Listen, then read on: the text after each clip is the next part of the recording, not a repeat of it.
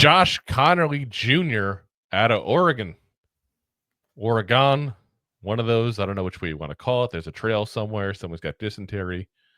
But 6'4", 315 pounds, 21 years old, from Seattle, Washington. Was the 2021 Anthony Munoz Award winner for Best Offensive Lineman in high school, 41 career games.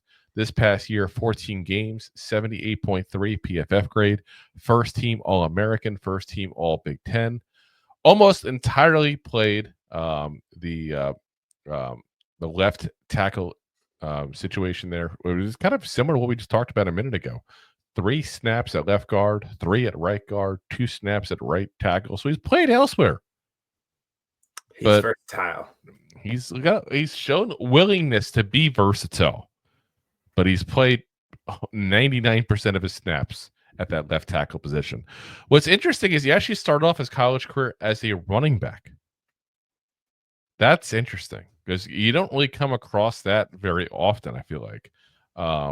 But yeah, he decided to go ahead and start as a running back and developed in as a as an offensive lineman. Actually, I'm sorry, I should correct myself. Started high school as a running back and turned into an offensive lineman. I don't know if he was on the Eddie Lacy program. We have to do our usual Eddie Lacy talk here. Yeah. But he just got so big that it's made him a left tackle. I mean, let's be honest. When you're in high school, you're still growing. Well, you think you're a freshman. How big were you as a freshman? I mean, I was still big. Oh, my God. I was 104 pounds as a freshman. Yeah, but you're also 6 foot. So you're. I was not at the time. I was 5'10", 104 pounds. That's that bad I was. It was bad. It was bad. Someone needed to throw a sandwich at me. Yeah. I was like 5'7", 5'5" or something like that. Like a fluffy 200 pounds. Fluffy.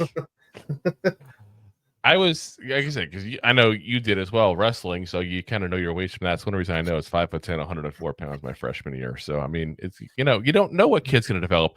I was the reverse. They tried to make me into an offensive tackle and a defensive end in high school because they thought I was going to grow. And then they realized my sophomore year that I did grow and got to 130 pounds. So I wasn't still nowhere near big enough to be a tackle and a defensive end. So that's when they moved me to safety and wide receiver. But it's like, you never know. And this is a kid who just kept on growing and growing and growing. And, 315 pounds, he's still a little bit light.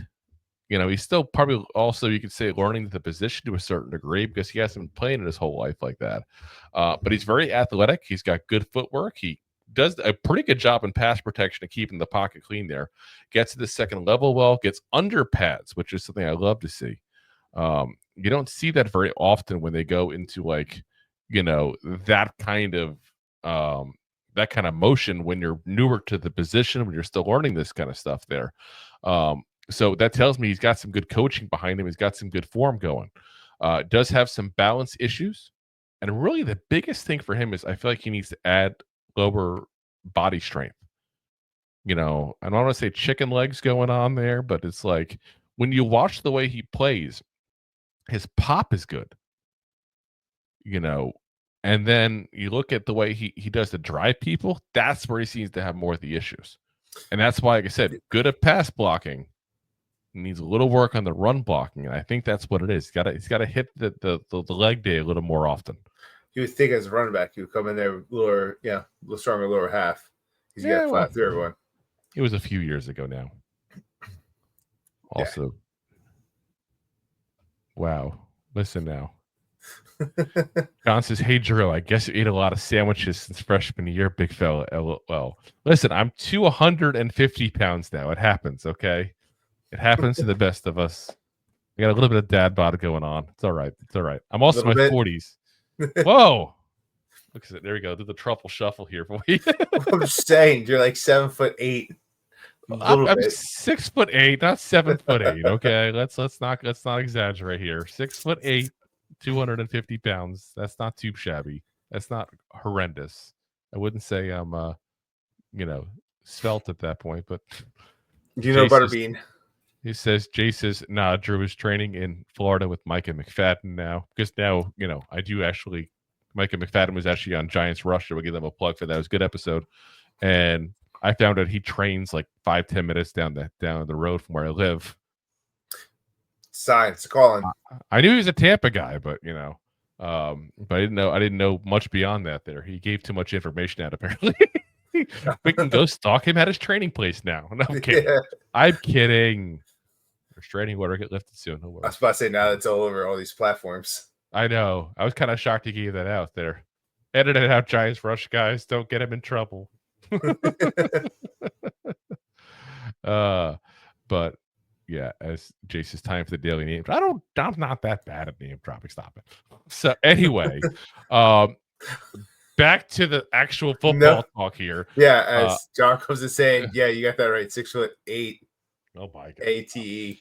Anyway, I think Josh is going to end up as being a second-round pick guy. I think someone's going to see the pass protection work and like that. They're going to think they can develop into a better all-around tackle, but he's going to need some time with that potentially there. Or you'd have to have some patience with him as he develops. I don't think it's as big an issue throwing him out right off the bat because he's got the pass protection part of it down, and that's the harder thing to teach, I feel like, than it is just the run blocking. But again, he's going to have to add a little weight there to the lower body there. Get a little more leg strength there going. Yeah. And I think he'll be fine with time. I really do. BK 5000. Beefcake. Keep in mind, Oregon, as much as they are a team that always has a decent running back every single year, they're predicated to be a passing offense. That's what they focus on. So the fact that he's very good at what they focused on tells you he's probably coachable. So like I said, if we needed a tackle, we kind of do. Second round pick might be a little high for my blood for him just because of the fact that the Giants have a lot of needs before we go there. But if you have a team that needed a potential starter, a guy that can develop into a long-term answer for us at left tackle, could do a lot worse than Josh Conerly Jr. there. So if you like that clip, then you will love the full episodes too. Find us on your favorite podcast app and look for us on all your favorite social media platforms. Thanks so much. Please, I'm begging you. Please subscribe.